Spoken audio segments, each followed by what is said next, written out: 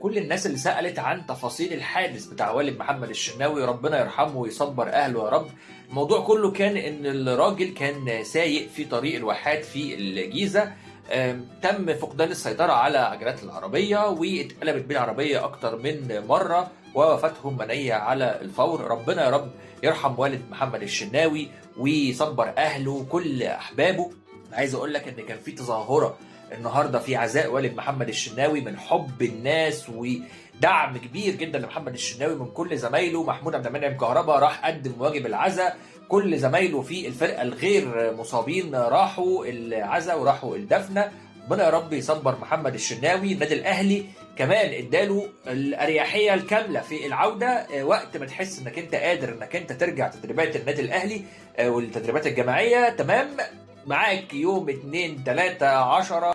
اما على صعيد نادي الزمالك فخليني اقول لك حاجه مهمه جدا تخص موضوع استاد نادي الزمالك وارض نادي الزمالك اللي تم سحبها.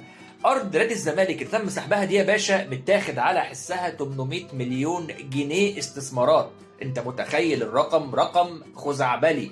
الناس حرفيا ومن ضمنهم الامين الصندوق حسام المندوب في نادي الزمالك بيقول لك انه دي كارثه ماليه لو لم تحل ازمه الارض، لان هيكون مطالب من نادي الزمالك رد هذه المبالغ. فمعنى كده ان الزمالك اي فلوس هتخش له او اي فلوس هتجيله الموضوع هيبقى صعب جدا، لانه هيدي كل الفلوس دي للمستثمرين اللي خلاص اتاكدوا ان مفيش ارض، فهتكون ازمه ماليه طاحنه داخل نادي الزمالك. انا ما اتمناش والله العظيم ان الزمالك يخش في النفق ده ويخش في الدايره دي، خصوصا ان انا محتاج ان انا يبقى عندي فرق جماهيريه كتيره في الدوري المصري، ومحتاج ان يكون في منافسه مع النادي الاهلي. انا واحد اهلاوي وعايز يكون في منافسه عشان احس بطعم الفوز، ما احسش ان انا بلعب مع نفسي يعني. وبمناسبه موضوع ارض نادي الزمالك، كان في اجتماع النهارده لقدامى الزملكاويه وقدامى اللاعبين ورموز الزمالك مع حسين لبيب اللي اول مره ينزل من بيته بعد ما كان الاطباء منعينه من فكره ان هو يشتغل خالص عشان خاطر يتعافى بشكل كبير.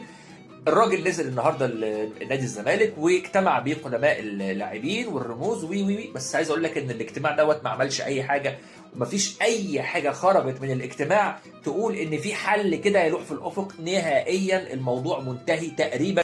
حتى طارق يحيى اللي كان حاضر الاجتماع بيقول لك انه كل اللي كان خارج من الاجتماع عباره عن ان الزمالك ما غلطش في حاجه، وانه ليه يعملوا كده، وان احنا عايزين نصعد، وان احنا عايزين نعمل، لكن مفيش توصيات تمت داخل الاجتماع، او مفيش شيء مثلا معين اتفقوا عليه او تصعيد معين هيعملوه سواء لرئاسه الوزراء او لرئاسه الجمهوريه او حتى لوزاره الاسكان. مفيش اي حاجه خالص خرج بيها الاجتماع دوت، فاجتماع من الاخر زي اللي. اما على صعيد النادي الاهلي فكميه اصابات غير طبيعيه بتضرب الفريق وبتضرب خط الدفاع بالذات. ياسر ابراهيم اصابه عضليه، محمد شكري اصابه ومزق في العضله الخلفيه، كمان عندك ياسين مرعي اصابه عضليه. هو ايه اللي بيحصل داخل النادي الاهلي؟ ايه موضوع الاحمال داخل النادي الاهلي؟ ايه مشكله الاحمال داخل النادي الاهلي؟ لازم يكون في قعده مع مخطط الاحمال، لازم يكون في تفسير وفهم.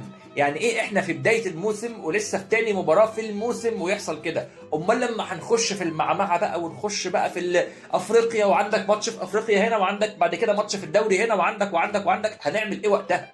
الدنيا هتبقى ماشيه ازاي وقتها؟ الراجل ده لو مش شايف شغله يمشي. احنا حاليا في مأزق، انت عندك ماتشين اصعب من بعض حرفيا، ماتش غزل المحله في المحله وما ادراك ما ماتش المحله في المحله، وبعديها ماتش بيراميدز واكيد ماتش صعب، واللي مزود صعوبته اكتر ان هو هيكون على استاد السلام الضيق الرخم اللي احنا ما بنحبوش. فالراجل حرفيا دلوقتي خوزيري بينه في حيره، يعني هو ما هي يعني ما عليه غير ان هو هيرص اللعيبه ورا، ما عندوش اختيارات، ما فيش اوبشنز. يعني عندك محمد هاني ناحيه اليمين، عندك ناحيه الشمال يا مصطفى العش يا كريم فؤاد، ما عندكش غيرهم. في خط الدفاع قلب الدفاع ما عندكش غير اشرف داري واحمد رمضان بيكهام فقط لا غير. لو حد فيهم اتصاب شكرا، هتتصرف ازاي؟ يعني عد غنمك يا جحا. الموضوع بقى صعب جدا في موضوع الاصابات دوت داخل النادي الاهلي، ولازم يتشاف له حل. لازم من دلوقتي يتم التفكير في الميركاتو الشتوي، لازم الميركاتو الشتوي يكون قوي وقوي جدا عشان خاطر نقدر نقول ان الاهلي فعلا بجد هينافس. الميركاتو الشتوي احنا محتاجين فيه على الاقل من 3 ل 4 صفقات. مهاجم صريح، احنا لحد دلوقتي حتى وقتنا هذا لم نعوض رحيل وسام ابو علي وما جبناش مهاجم صريح، حتى المهاجم الاجنبي اللي عندنا ما بيلعبش اساسي، محمد شريف بيلعب عليه، اذا ما فيش اقتناع شبه كامل باللاعب جراديشار من الجهاز الفني، يبقى يمشي يا باشا، يمشي ونجيب مهاجم قوي، مهاجم دولي اجنبي قوي هو اللي يلعب اساسي. لكن الوضع كده مش نافع. ومحتاج كمان من ضمن الصفقات في الميركاتو الشتوي، محتاج باك يمين وباك شمال في منتهى القوه. لازم نجيب 2 باكات يمين وشمال في منتهى القوه، وقلب دفاع. وبمناسبه قلب الدفاع اللي احنا محتاجينه، عايز اقول لك ان في اتصالات مكثفه جدا مع محمد عبد المنعم للعوده للنادي الاهلي. لكن شويه اللي معارض شويه الموضوع هو خوزيه ريبيرو، بحجه ان يعني محمد عبد المنعم لسه مصاب وهيرجع من اصابه صليبي، وعلى ما نجيبه في شهر 1 على ما يتاهل ويبدا يرجع للمباريات فيها لحد شهر 3 أو 4. انا مختلف معاه في الحته دي شويه.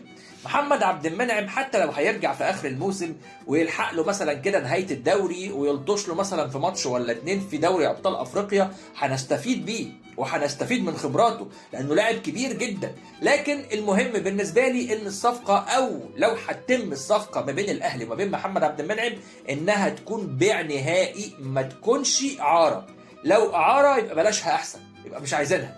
لكن لو بيع نهائي ان الاهلي هيشتري عقد محمد عبد المنعم بشكل نهائي، وقتها اقول لك ان الصفقه هتكون مفيده جدا للنادي الاهلي. اما الخبر الحزين واللي فاجئنا بيه كابتن احمد شوبير هو غياب امام عاشور عن النادي الاهلي لما بعد التوقف الدولي. دي بالنسبه لي كانت صدمه كبيره جدا، خصوصا ان انا كنت مستني عوده امام عاشور اللي هو في نظري انا من اهم اللعيبه، اما كانش اهم لاعب داخل النادي الاهلي على مدار 2 3 فاتوا. كابتن احمد شوبير طلع على البرنامج الاذاعي بتاعه في الراديو واعلنها صريحه، قال لك امام عاشور خارج مباراه غزل المحله وخارج مباراه بيراميدز، ومن ثم اكيد هيكون خارج معسكر منتخب مصر اللي بيتم تجهيزه من دلوقتي عشان خاطر مباراه اثيوبيا وبوركينا فاسو في تصفيات كاس العالم. فامام عاشور خارج الماتشين للاسف. ومن ضمن الكلام اللي قاله كابتن احمد شوبير انه الاصابه اللي عند امام عاشور مختلفه الى حد ما عن الاصابه السابقه اللي تعرض لها في كتفه قبل كده، كانت خلع في الكتف. المره دي الموضوع كسر في الكتف، فالموضوع بيبقى اصعب وبياخد وقت اطول في التعافي. ربنا بيرجعه بالسلامه ان شاء الله ويرجع ينور مكانه، لان امام عاشور يعني حد مهم جدا داخل النادي الاهلي وورقه ربحانه دايما في اي مباراه. اما بمناسبه ترتيب جدول الدوري المصري حاليا بعد انتهاء جزء من مباريات الجوله الثالثه، فنادي المصري بيتصدر برصيد 7 نقاط بعد 3 مباريات بعد ما تعادل مع نادي بيراميدز. وعلى فكره المصري عامل اداء فوق الرائع، وبتنبأ له ان هو ممكن يكون المره دي او السنه دي في المركز الثالث كمان مش المركز الرابع. يليه في المركز الثاني نادي بيراميدز اللي تعادل في اخر مباراه قدام المصري برصيد 5 نقاط بعد 3 مباريات. يليهم الان النادي الاهلي في المركز الثالث برصيد 4 نقاط بس من مباراتين. اذا النادي الاهلي لو كسب مباراه غزل المحله القادمه ان شاء الله باذن الله بفارق يعني محترم من الاهداف، 2 3 ولا حاجه، هيتصدر جدول ترتيب الدوري المصري اللي ان شاء الله بعديها مش هينزل تاني ابدا. ونهاية خلينا نبارك لمحمد صلاح فوزه بجائزة أفضل لاعب في الدوري الإنجليزي. حقيقة فخر لينا كلنا كعرب وفخر لينا كمصريين وجود واحد زي محمد صلاح بيمثل العرب ويمثل مصر في أقوى الدوريات وأقوى المحافل العالمية. ربنا يا رب يزيده ويا رب من تقدم لتقدم أكبر، لأن كلنا بنتشرف إن احنا نقول إن احنا مصريين، لأن عندنا نماذج شبه النموذج بتاع محمد صلاح اللي دايما بيديك امل ان مفيش حاجه اسمها مستحيل، ممكن تجيبها من تحت قوي وتوصل لاعلى المناصب، طبعا كله بتوفيق ربنا سبحانه وتعالى.